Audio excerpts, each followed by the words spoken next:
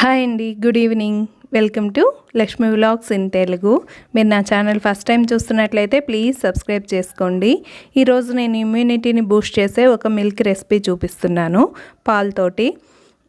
ఇది మన ఇమ్యూనిటీని ఖచ్చితంగా పెంచుతుంది. ఆయుష్ గవర్నమెంట్ వాళ్ళు ఉంటారు కదా, వాళ్ళు కూడా ఈ రెసిపీని చెప్పారు. నేను కొంచెం మోడిఫై చేసి చూపిస్తున్నాను. ఫస్ట్ ఒక గ్లాస్ తీసుకొని దాంట్లో చియా సీడ్స్, ఇవి సబ్జా గింజలు కాదు, చియా సీడ్స్, వాటిని యాడ్ చేసి ఒక 20 మినిట్స్ నానబెట్టి పెట్టుకోవాలి వీటిల్ని. ఇవి మన సబ్జా సీడ్స్కి సిమిలర్గా ఉంటాయి. ఒక గిన్నెలో పాలు పోసేసి వాటిని కొంచెం కాగిన తర్వాత దాంట్లో పసుపు, గోల్డెన్ మిల్క్ అంటారు కదా, పసుపు యాడ్ చేస్తే చాలా మంచిది, ఇమ్యూనిటీ బూస్ట్ చేస్తుంది. ఆ తర్వాత కొంచెం మిరియాల పొడి, సొంటి పొడి,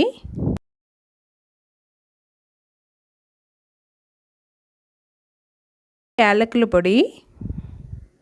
మీరు దీంట్లో ఒకవేళ మీకు చియా సీడ్స్ దొరకకపోతే మీరు ఎండు ద్రాక్ష ఉంటుంది కదా, వాటిని కూడా యాడ్ చేసుకోవచ్చు. ఇది వచ్చి చెక్క పొడి, దాల్చిన చెక్క పొడి.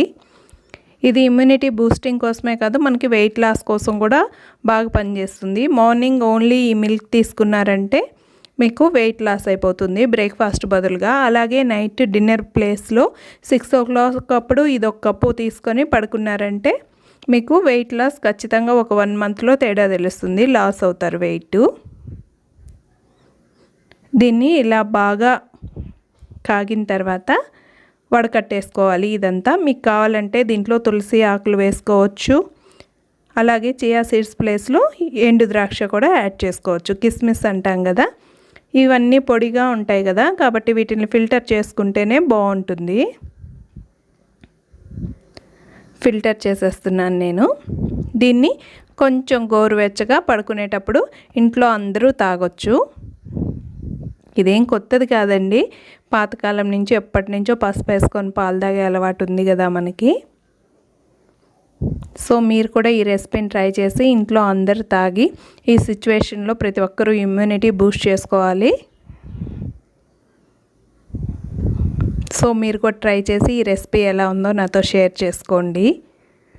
చూసారు కదా, చియా సీడ్స్ రెడీ అయిపోయింది మన గోల్డెన్ మిల్క్. సో మీరు కూడా దీన్ని చేయండి. Thanks for watching. Please subscribe. Keep smiling, be busy, be happy.